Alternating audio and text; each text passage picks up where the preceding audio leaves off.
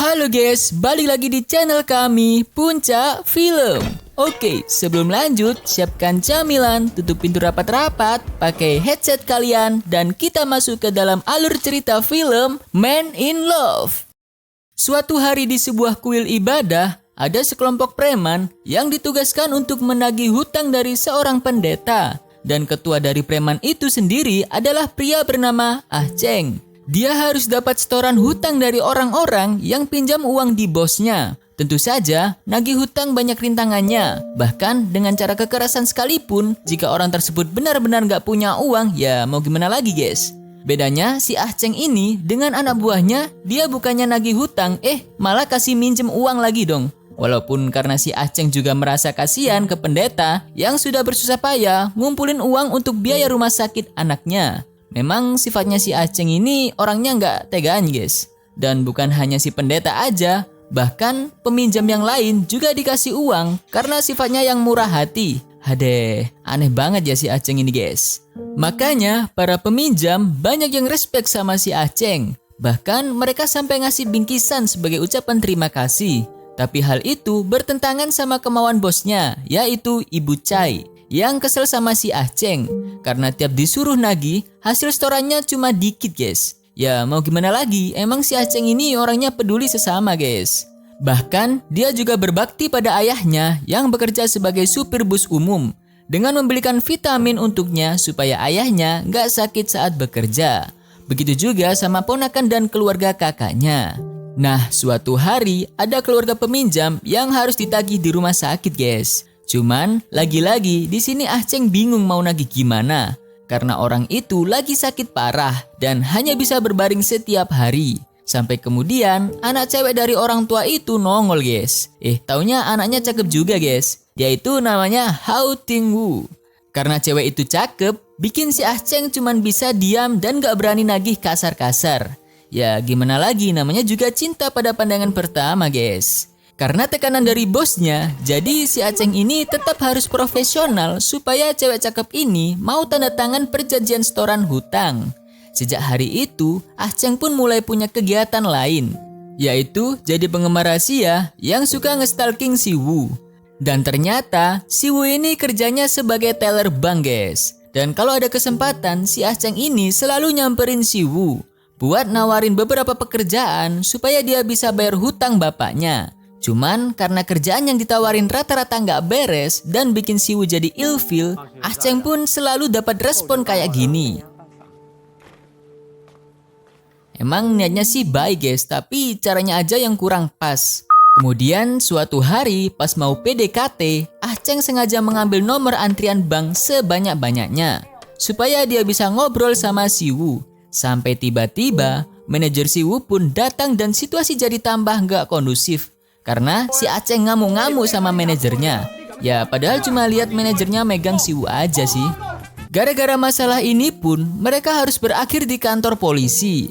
Tapi siapa sangka ternyata polisi yang ngurus masalah ini ya pamannya si Ah Cheng sendiri guys. Makanya dia langsung dibebasin tanpa hukuman apapun.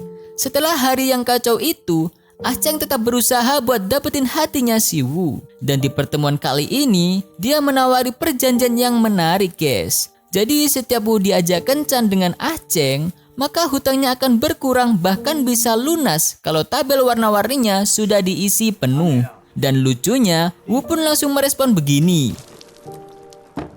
Aduh, kasihan banget si Ah Cheng ini bos. Ya mungkin aja karena Wu belum tahu sifat aslinya Ah Cheng. Karena dia cuma lihat Ah Cheng dengan tampilan premannya aja guys. Tak lama kemudian, Wu dihadapi dengan situasi sulit di mana biaya pengobatan ayahnya yang makin menumpuk. Sementara penghasilannya gak sanggup buat menanggung itu semua. Ditambah lagi, hutangnya juga belum lunas. Gara-gara ini dia mencoba peruntungan dengan menelpon saudara ayahnya buat minta pinjaman uang. Tapi mirisnya, saudara ayahnya itu pura-pura sibuk dan langsung mematikan teleponnya. Di sini Wu benar-benar bingung dan gak punya opsi lain selain mencoba tawaran Ah Cheng tadi. Akhirnya, dia pun setuju diajak kencan asalkan utangnya lunas guys. Awal-awal kencan cuman Ah Cheng doang yang excited karena Wu sendiri belum ada rasa sama dia.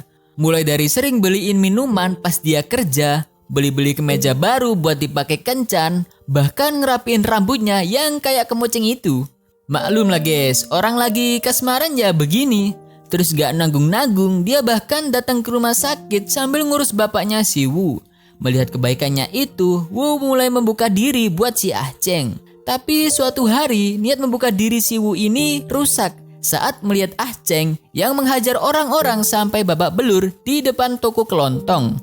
Dia pun makin benci sama si preman ini karena suka kekerasan. Padahal yang sebenarnya terjadi, si Ah Cheng ini lagi menghajar anak buahnya karena tega menyakiti para pemilik toko yang ngutang ke bos mereka. Nah, selanjutnya kita dikasih lihat bos Chai yang marah-marah ke Ah Cheng karena dia menghajar anak buahnya sendiri pas nagih hutang ke toko kelontong tadi. Di sini kita dikasih tahu juga kalau sebenarnya Ah Cheng rela kerja di sana semata-mata supaya dia bisa melindungi kakaknya yang udah minjem uang dari bos Chai.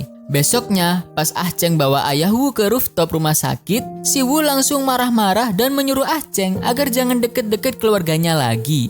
Semua ini karena dia masih salah paham sama kejadian di toko kelontong tadi, guys. Cuman pas mau ngeluapin kekesalannya sama Wu, Ah Cheng kaget pas tahu kalau ayah Wu itu udah meninggal.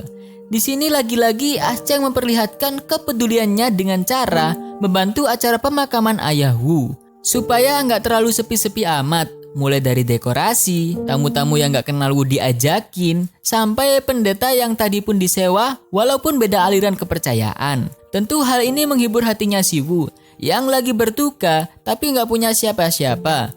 Dan pas scene ini, kesalahpahaman di toko kelontong tadi pun terjawab guys.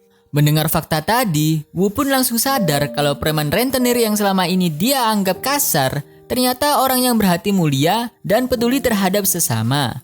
Sejak hari itu, Wu pun mulai jatuh cinta sama Ah Cheng. Hubungan mereka semakin akrab dan kencan mereka pun udah nggak sepihak doang. Tapi makin berwarna gini guys. Dan bahkan hubungan mereka ini sampai ke tahap yang terlalu intim guys. Kalian tahu lah maksud gua.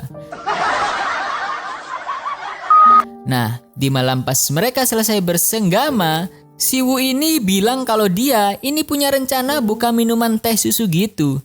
Dan rencana itu pun didukung penuh sama si Ah Cheng. Bahkan dia berencana berhenti kerja sebagai penagih hutang buat mengembangkan bisnis itu bersama. Dan kalau bisnisnya udah stabil selama 6 bulan, katanya dia pingin langsung nikahin si Wu guys. Cuman karena uangnya nggak cukup buat nyewa tempat usaha, si Ah Cheng pun minta bantuan ke si bos Chai. Tapi bukannya dikasih kerjaan, bos Chai malah mengajak Ah Cheng buat menginvestasikan uangnya ke tempat perjudian. Supaya Ah Cheng dapat untung 2 kali lipat. Karena tidak ada pilihan lain dan demi membantu pacarnya, Ah Cheng pun mencoba ajakan bos Chai dengan cara membawa uang tabungan mereka berdua. Tapi tidak lama setelah sampai di tempat perjudian, tiba-tiba sekelompok bandit datang mengacau. Dan ketika topeng salah satu teman mereka dibuka, ternyata mereka itu bawahannya si Ah Cheng guys. Dan karena hal itu, Ah Cheng jadi kalah berantem karena dikeroyok banyak orang. Sampai-sampai uang hasil tabungannya bersama si Wu dibawa lari sama perampok ini. Ya, Ah Cheng dijebak sama bosnya sendiri karena hutang bapak si Wu belum lunas sampai sekarang. Jadi uang yang dirampok tadi dianggap sebagai pelunasan guys. Nah, setelah kejadian ini, Ah Cheng merasa bersalah sama dirinya sendiri.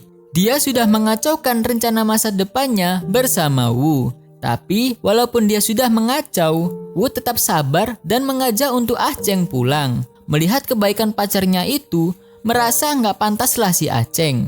Sampai-sampai dia sengaja ngata-ngatain Wu supaya dibenci. Di malam yang sama, karena saking frustasinya, Ah Cheng yang kebanyakan minum, ngamuk-ngamuk dan merusak tempat umum. Bahkan saat ditahan salah satu petugas berwajib, dia malah nonjok salah satu petugasnya guys. Alhasil, Ah Cheng pun dipenjara selama 6 bulan. Singkat cerita, setelah Ah Cheng keluar dari penjara, dia datang lagi menemui bos Chai yang sekarang udah mencalonkan diri dalam pemilu wali kota. Dia memohon supaya uang yang dirampok dulu dikembalikan, karena itu bukan uangnya. Tapi bos Chai nggak peduli dan menyuruh dia pergi guys. Besoknya, tanpa diduga-duga, dia melakukan hal ekstrim di mana kantornya Bos Chai udah diberantakin semua, termasuk karyawannya yang dibikin babak belur. Sebagai ancaman tambahan, dia memakai satu gas LPG yang siap diledakin pakai korek. Antara nggak punya pilihan atau merasa iba dengan rengekannya si Ah Cheng, akhirnya Bos Chai pun mengembalikan uang tabungan tersebut.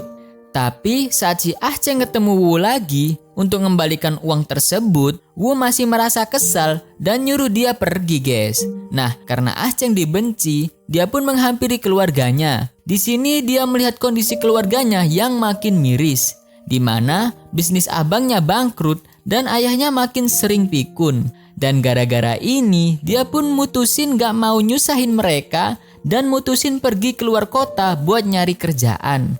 Tapi sebelum itu dia masih nge-stalking Wu dari jauh.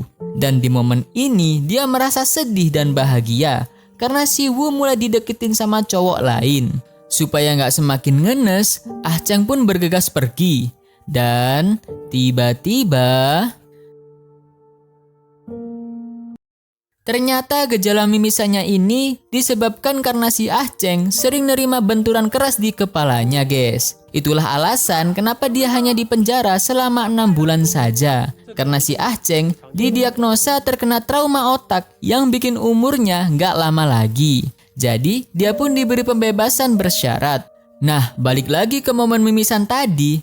Pas udah sadar, Ah Cheng udah berada di rumah sakit. Pas ditanya ke perawat, ternyata orang yang membawanya ke rumah sakit itu si Wu. Tapi walaupun bahagia karena Wu masih peduli, dia tetap nggak mau nyusahin dan memutuskan kabur dari rumah sakit tersebut. Terus pas udah tahu Ah Cheng kabur ke stasiun bus, Wu langsung buru-buru ngejar, guys. Untungnya masih sempat dicegat nih. Dan Wu pun langsung bilang, akhirnya Ah Cheng pun tetap stay buat menikmati sisa hidupnya bersama cinta pertamanya. Dan inilah momen-momen kebersamaan terakhir mereka yang sangat menyentuh hati. Namun pada akhirnya maut pun harus memisahkan mereka, guys. Dan bagaimanapun pahitnya takdir, si Wu tetap setia menemani kekasihnya ini sampai ke hembusan nafas terakhir. Dan film pun selesai. Oke, sekian dulu alur cerita film Man in Love. Thanks for watching and bye-bye.